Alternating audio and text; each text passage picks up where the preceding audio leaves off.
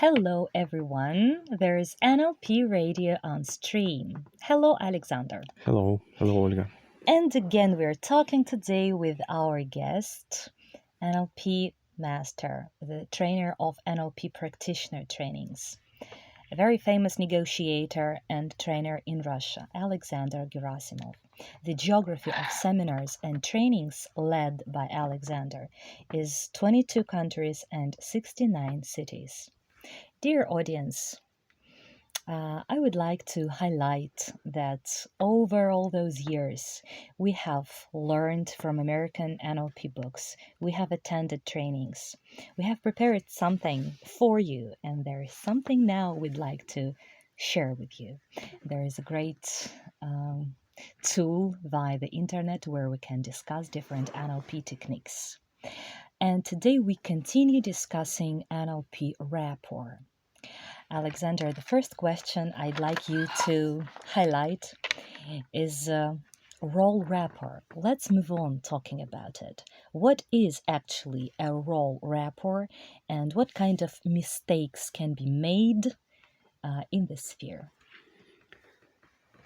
Есть у нас и There прямой is рапорт. direct rapport, what we discussed in our first podcast. In this case, rapport means a single eye for two persons. When you and another person or a group of persons become nearly an integrated whole. Role rapport is relationship rapport, when one person plays a role and another person or a third person plays a complementary role. The simplest examples of role rapport are, for example, a teacher and a student, a doctor and a patient, a pursuer and a pursued person. These role rappers, there is a phrase, it's the retinue that makes the king. If there were no retinue, there would not be a king. If there were no a king, there would not be his retinue. It appears that the two parties seem to play a mutual role. That's why this type of rapper is called role rapper, as if they are performing on a stage. And admit it, a single person cannot perform a Shakespeare's play all alone without actors playing other roles. And each of those other actors plays a certain role. Role rapper may be between just two persons. When they start a process and begin to role play it, rapper may be between more than two persons. In this case, it may be called system rapper. The simplest example is an operating company, which comprises several types of persons who have to play their role. For example, there is a chief executive who determines a company strategy, a chief security officer who examines contractors, an accountant who is accounting everything, a marketing expert who is promoting products and so on, a sales representative, a purchasing agent, maybe a driver, logistics experts, warehouse superintendents, and so on and so forth. And everyone is playing a certain role. However, in some cases, people, for example, a teacher and a student, are playing their roles not based on agreed rules, but in business area, such rules are called requirements, relationship requirements or process requirements, which are discussed beforehand. So, role rapper, it is when we are playing a certain role and we are satisfied with it. The main mistake in this case is apparently to play a role which is not yours. I mean, disability to properly determine what role you are playing. It happens sometimes because we have misrecognized the context. For instance, the simplest example, when the same CEO, a respectable person, comes home and apparently in the context of his home he should play the role of a loving father, but he continues to play a role of a boss. He looks at his wife and sees her as chief accountant. He looks at his son and sees him as a silly employee who doesn't want to do what he is told to. He looks at his dog and sees it as his chief security officer. The ability of improperly, the disability to properly recognize the context and what role you should play is the main cause of mistakes. Right. Playing the wrong role in the wrong place. Interesting. Is changing of roles always destructive, or not necessarily? Wow, destructiveness is not the proper value we can look through in this case. If a role implies suffering when the role is changed, a person will be suffering. For example, a discrowned king. He must play a role of a former president. It is his role. And if this role description includes suffering, he will be suffering. Why not? I agree that when a role is very comfortable, rather habitual to a person, then any change in the paradigm will make him protest and will make him or her reluctant to abandon the old role or unwilling to play another role. For example, when an employee fails to perform his duties properly and gets demoted or transferred to another branch office, where there are more restrictions than resources, he will be resisting, but he will be resisting against reduction in resources rather than his role changing. It is rather difficult to some people to take on a new role. For example, a person used to serve as a sales representative, and everything seemed to be okay to him. And now he's told, you'll be promoted to head of sales. Your duties will include making sales representatives work, holding meetings, staying in office till 8 p.m. Then he answers, I don't want new duties. I am accustomed to my previous duties. If we take an example from not the business area, it may happen in relations. When, for example, a young man and a young woman plan to have a baby. Previously, their relationship was a relationship between a man and a woman, and they liked it, their roles and their relationship. But when a third element of the system, a baby, appears, they will spend much less time on playing their previous roles. So it is also an ecology matter, which we discussed in the previous podcast. Yeah, I see. Well, talking more and more of rapport, we can notice that each point can be discussed limitless amount of time, and always new and new issues come up. I'd like to come back to such a thing as matching. Lastly, we discussed matching and the kinds of matching. And definitely there was a feeling that it was not enough. So today we'd like to compensate it. Let's talk a little more about matching.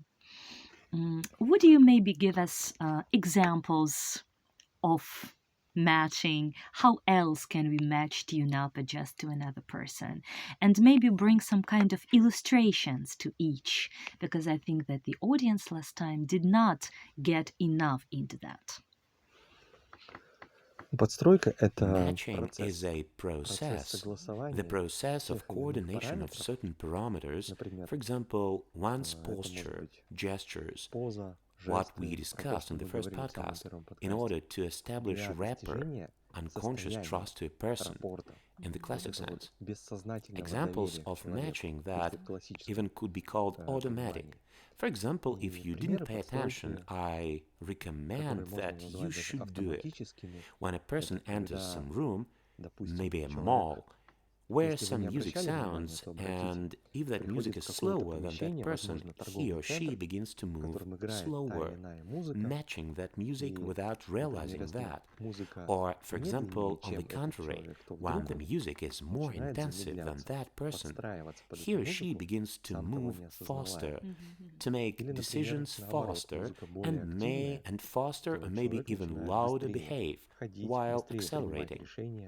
People are pack animals, if we can say so, and they want to permanently be in rapport. It is more difficult not to be in rapport than to be in rapport. People will be always looking for touch points. When you get in some headquarters, an office, or just group of people who have already been together for some time, for example, when you are late to a meeting, you will be able to easily notice that those people are in rapport, because it is much more natural to them than not being in rapport. The continuous process of coordination is exactly matching. It may be when people are communicating with each other at the level of values, telling each other what is critical to them at the level of interests, hobby, some things that are attractive to a person. It may be body level matching, when people have almost the same postures, similarly leaning back or towards each other. The same with emotions, matching when a person is telling a story and expecting other people to react with a certain emotion. If he wants to give people a good laugh, he will most likely tell them an anecdote. There is an NLP presupposition. The meaning of communication is the response you get. Maybe in some other podcasts we will discuss NLP presuppositions in more detail, but in this case a person who found himself in an unacquainted company makes every effort to establish rapport, to establish a contact with another person. Right. From what he said, the most interesting for me, for my ear, appeared matching according to values. Would you please bring up an example? How is it possible to tune up to someone according to values? And the first point is how to outline those values of another person before you start matching to them. People are always talking about their values. People cannot help talking about their values, their precious things. People always highlight that word in their speech. If we attentively listen to a person during a phone conversation when he or she is delivering a speech or just talking, that person will surely emphasize that using intonation, either a little bit louder or a little bit more profoundly, or in a lower intonation or most distinctively. And that will be what is critical to him. Some people even raise their index finger or tap their foot. Please pay attention to this too. It is also a way to outline one's values.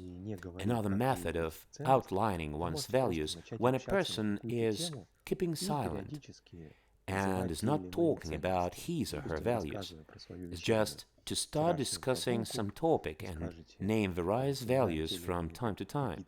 For example, while discussing your yesterday's evening, when you may, while mentioning some words that mean values, you will notice how that person gets involved hearing a certain value word, peer out at you, leans forward, or breathes in order to say something. Or, for example, purses his lips when you disagree or express some protest. People cannot avoid reacting to values. It is the same situation as with rapport. It is much more difficult to avoid talking about values than to talk about values. Okay, so maybe his eyes will open wider, maybe he will start breathing some kind of in a special way. I think that some people are very self-controlled,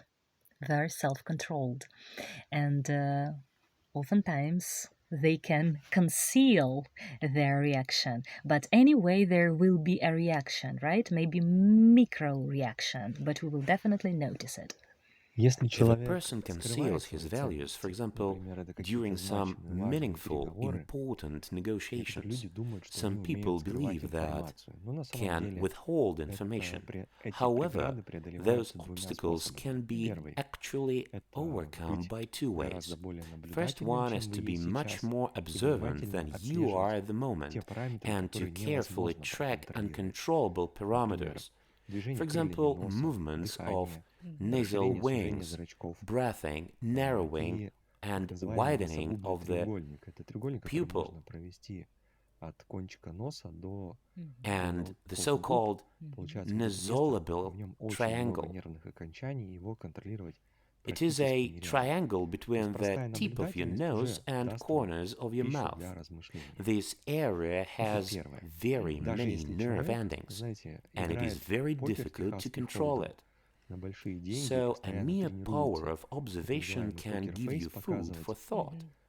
все This равно is the вы first сможете достаточно method. точно If определить, потому even что, a person ну, plays во-первых, нами Texas управляет то, Hold что in мы не poker осознаем. for big Если вы money отвлечете его and is на какой-то permanently там training in having вопрос, so-called либо poker погрузите в face, состояние стресса, то он anyway, тут же you will be проявит able to свою rather accurately натуру. determine. Либо во Because втором случае, first we are controlled если что-то by пойдет не what we так are по его not сценарию, conscious он of. тоже начнет проявлять себя When you со всех сторон. distract Это him первый by some способ, question or make him feel когда stressed, мы he просто will immediately дожидаемся, express his когда человек nature. скажет, и внимательно Or наблюдаем. if something goes Второй wrong, способ, not он in более accordance with his затратный, но с моей scenario, точки зрения he более will also перспективный. start expressing Это himself войти в in состояние every рапорта. aspect. Потому This что is the человек в first рапорте method. When we будет are just доверять waiting, a вам person как самому says себе. something and И он observe him расскажет про свои attentively. ценности, The second потому что method is будет more видеть в resource вас demanding, but единомышленника, by my товарища, партнера, reckoning, возможно, more друга. Второй способ, он более затратный, It is to но с моей get точки зрения in более перспективный. rapport. Because a Это person in войти в rapport will состояние trust you рапорта. as he trusts Потому что человек в himself. рапорте He will tell you будет about доверять his вам values как and he самому себе. will И он consider you to расскажет про be свои his ценности, like-minded потому что fellow, будет видеть a в вас pal, a partner, or единомышленника, maybe a товарища, friend. партнера, So возможно, друга. these are two Поэтому versatile это два methods способа of универсальных для того, outlining чтобы one's values. выявить, When a person даже если conceals человек his скрывает values, свои you can ценности, вы notice можете them это либо while observing, заметить, or подглядеть, you can establish либо rapport создать такое when состояние a рапорта, в person котором will человек про эти anyway ценности reveal his все равно values. расскажет. Right, that was very, very cool. Thank you a lot. So this is the method, this is the way how to figure out what the values are, how to understand the real values of a person. Okay, so let's assume that we have succeeded in that we have understood at least one or two values. And now how to match according to the values, how to start tuning up to him. Мы говорили в In the первом first подкасте о podcast, том, что есть we такой discussed инструмент tojиться потожиться. as a То есть tool. сказать, о, у меня You may тоже say, такая oh, ценность. I О, мне have the тоже. same value. Это важно. Это Oh, самый it's простой critical способ. to me Но здесь too. важно учитывать, что если это не It is ваша the ценность, simplest то не method, надо but к ней it's подстраиваться. critical to take into И account that if it может, is not чтобы не your получилось value, каких-то you там shouldn't match it недоразумений в будущем. in order to avoid some Если misapprehensions человек in не the сильно много future. выдает If a информации о person себе, doesn't give а you a подстроиться lot под of information ценности about все him, равно важно, but it is вы critical to you можете, to match him or например, her, подстроиться you may не match по using принципу, что у меня такая же not ценность, I как у вас, have the same а value скорее по принципу principle, я but уважаю rather твою I ценность. respect your value То есть principle. некое такое A respectful, уважительное, спокойное well-balanced отношение attitude к тому, что towards важно what is человеку. critical to that Это person. выстраивание, с одной On the one стороны, hand, it means границ, но с building другой стороны, borderlines, это but on уважительные the other границы. hand, То есть, those да, are у тебя есть respectful такие интересы, borderlines. ценности, Yes, тебе you это have важно. those interests, Окей, хорошо, я values, понимаю it's тебя. critical to you. И вот Okay, это good, я I понимаю, understand you. отношусь к This этому I спокойно, understand you. комфортно, It is тоже normal, может быть таким, comfortable to me. может Also, быть не maybe шагом вглубь if not человека, a ну, по крайней step мере, towards выстраивание таких уважительных deep границ, inside of a person, которые в but at least перспективе могут establishing some развернуться в respectful нечто большее. borderlines, which can become something more in the future. Yeah, can I use an example which came to my mind? Probably a good idea would be to kind of generalize. For instance, a person says, I like football, I'm a football fan, and you hate football, but you may say, for instance, I believe that sports is a cool thing in our life, or something like that. Yes, you can move to the next level and say that, or if that level doesn't suit you, you can move up one level more and say, yes, I agree, regarding something in common. Proactiveness is better than lack of activity. You can use so-called truisms, some common phrases expressing your mutual agreement. Yeah, a very good skill you may train. You may try to train it. Okay, let's move on. Let's move on. I have heard such a proverb, maybe a saying that maybe the best what we love in our life is our mirror or something like that, that what we really love is what we see in the mirror. So maybe trying to mirror to reflect another person, or that's what we've talked about. Okay, what are the predicates? Could you maybe say generally what is predicates and how do we use them? Predicates are words relating to a certain modality of a person. What is a modality? In terms of NLP, modality refers to a certain human perceptual system. We can perceive the world through a limited number of sensory organs. In the simplest sense, there are 5 of them. There are actually much more of them, but in terms of communications, 5 or 6 are quite enough. For example, number 1 is the visual modality. It's when we perceive through our eyes. The second most popular modality is auditory modality. It's when we hear, those parameters that we hear. Number 3 is so-called kinesthetic. It's what we can touch, feel. Number 4 and number 5 are olfactory and gustatory, which means smells and tastes. Those are also ways of the world perception. Number 6, which also is sometimes used in human speech, is our vestibular system. It is our inner ear, which tells us how we perceive the space around us. For example, we can twist, fall, accelerate, decelerate. These are worlds belonging to his modality. It is not kinesthetic, is it? It's something separate? Some people believe everything, including smells and tastes and everything else, to refer to kinesthetic. I suggest that those who like details and nuances should distinguish. In the simplest sense, those are visual, auditory, and kinesthetic. If you want to look smarter, you can add smells, tastes, and the vestibular system. So predicates are words that belong to a certain modality. For example, we say look when we address to a person, and when we want to attract his attention, we say look, or those may be attributives of some picture. For example, bright, sharp, or a picture that is close or far away, is moving, or stays still. All those are words relative to the visual modality. However, in you notice that a person is to a greater extent working with sound. He may be a musician or a sound engineer.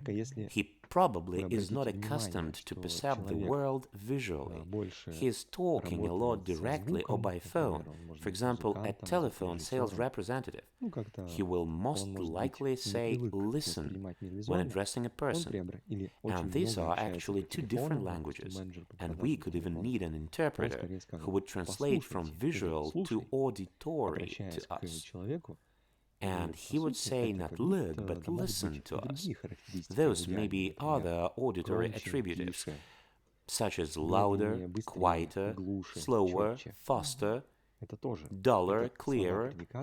There are also predicates belonging to the auditory modality. If you pay attention to how a person speaks, you will be able to quite easily understand to what modality his speech belongs. Okay, now let me ask a question. Since I'm a linguist and I deal with languages, this information looks like not enough for me, and I like to specify if possible. First of all, you mentioned verbs like listen, look, touch it, whatever. Then you mentioned adjectives saying big, small, huge, bright, and so on. So what parts of speech?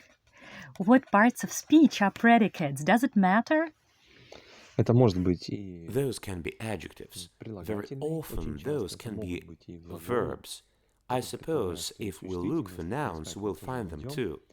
All of them will be used in speech. To be more precise, it is not quite correct to say that a person will have only visual predicates or only auditory predicates. It's rather a matter of proportion. If you want to make your speech maximum informative and understandable to a large audience, if you have to deliver a speech, I suggest that you should use all predicates. Visual, when you're talking about some pictures, auditory and kinesthetic. Let us discuss these three. When you are describing a situation or a story, if you want to have the maximum number of listeners who would like to listen to you, or the maximum number of viewers, I recommend that you should talk an image, a picture of how vivid it is, or how distinctive or perspective may be the goal. When you deliver a speech, you should take into account that people with auditory perception may also be listening to you.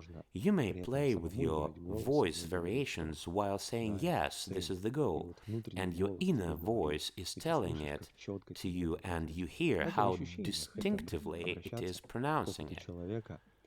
The same with sensations. You can refer to a person's experience, to his kinesthetic feelings, how pleasant and nice it would be touching it in your hands or possessing it, and so on. The more modalities you use in description, advisably in the proportion that corresponds to that person's perception, the more you will speak his language while talking to him. Because it is like a foreign language. If you fit a key to who a person speaks, he will be listening to you. Yeah, do I understand right that we use those predicates you've just described in order to match a person? Is the idea of using predicates to match a person? We use those both for matching and to establish a feeling of speaking the same language. It means matching his thinking process and matching his perception system. Imagine you enter a room and there is something that first draws your attention.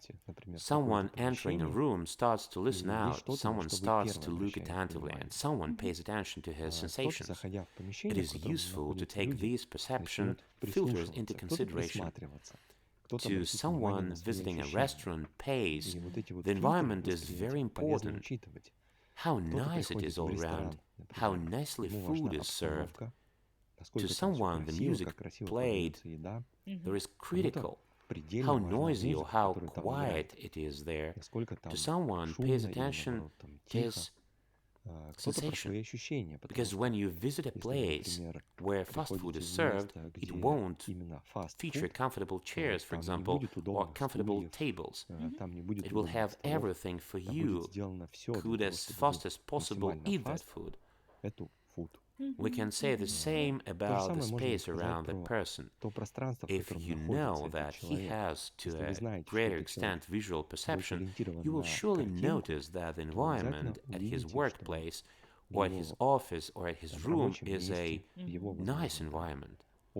The same is true to a person having auditory perception. He will surely have earphones, CDs and audio players, speakers, and things like this. And he is permanently crooning, singing something, and so on.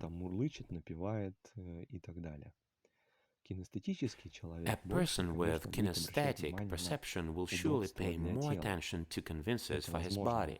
Some chairs, beanbags, something soft. Of course, it may be a combination, a kinesthetic visual space, when it is both nice and comfortable. If you want to perfectly match a person, you should take these parameters into consideration. For example, if you want to perfectly match a picture person, invite him or her to visit a nice place. It may be a restaurant offering a panoramic view of the whole city, where one could take a lot of very nice selfies in a very effective environment. If that person is an audile, you can invite him to a jazz cafe with minimum illumination and quiet jazz playing from the stage, where it is comfortable just to stay and just to listen to music. The same with people with kinesthetic perception. You could invite such a person to a place where visitors can lounge, where tasty food, according to commands, is served, which is not necessarily to look at, but which is surely tasty. It is a very good method of matching. It's a great way to match. Yeah, very clear, very structuredly, step by step. Thank you so much. It was a great example. Okay, so we have discussed now ways of matching, different criteria for matching to a person. We have discussed predicates. We have talked about speaking to another using his language, and many other methods and techniques how to match to build rapport. So once we have already built a rapport, how can we check whether rapport is okay or not? What is the way to suddenly break it or to somehow grope and test? What are the ways? Matching is a tool for establishing rapport. As we have previously said, the purpose of rapport is, in general, first, obtaining an unconscious trust. It means that if a person trusts us, he will follow us. He will be moving from his area to ours.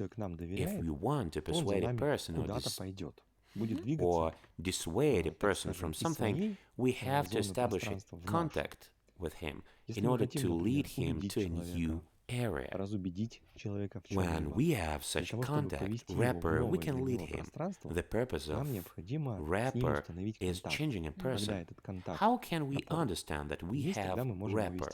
Well, first, for example, you have established rapport. You have felt relaxation, interest, involvement of a person.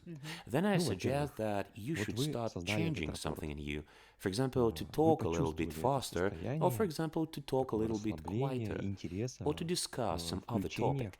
And you will notice that a person willing to retain that comfort state will also start talking slower or quieter or faster, where you will lead him. We can use a rather simple metaphoric thing in this case, as if you, while communicating with a person, took his hand and started to lead him. For example, from his room to some other room, from his place to some other place. So rapport is the contact.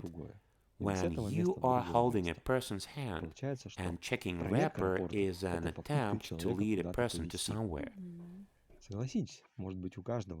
Maybe everyone can recall a situation when you offered someone to relocate or to go somewhere with you, or to stay with you, or he or she said, okay, I agree, despite of his or her previous plans. It is rapport that you have created, and that person is willing to change. This is the main idea. I mean, it is the first criterion. There are other criteria. For example, while communicating with a person, you hear him saying, wow, it is actually a secret, I don't reveal it to anybody, but I'll tell it to you. It also shows that you have rapport, you have built relations of some other sort with that person, he or she can now trust you. Another example, when a person begins to tell you something he or she has never told to anyone else, to treat you more emotionally than he or she treats other people. You feel warming, which means that you have rapport. There are other criteria. For example, a person begins to tell, when a person tells you that he has a feeling that he has known you for ages, you understand that it is surely a metaphor and that you have communicated with him for maybe several hours and he tells you that he has known you for ages. It also shows that you have rapport. To sum it up, it is more loyalty, more sympathy towards you, which we can call a criterion of established rapport. Yeah, if I try to sum up what I have just heard, so summing up Alexander's idea is, how do we understand that there is a rapport between two people? We feel some kind of loyalty, the feeling of loyalty towards you, and how to check if you have matched all right is trying to lead him. And in case he gets led, he allows to lead himself. In this case, you have done everything right. There is a rapport, and you are already leading, which was a purpose, the first purpose of building a rapport. Okay, very interesting idea. What shall we ask our audience? What shall they write in the commentaries below? Maybe your experience of building up a rapport with someone. Have you succeeded? Have you managed to do so? So please share with us and write down below in the commentaries. Thank you, Alexander, for a great, outstanding podcast, and hear you next time. Thank you, Olga, for the interesting podcast, for interesting questions. See you in the next NLP radio episode. Goodbye.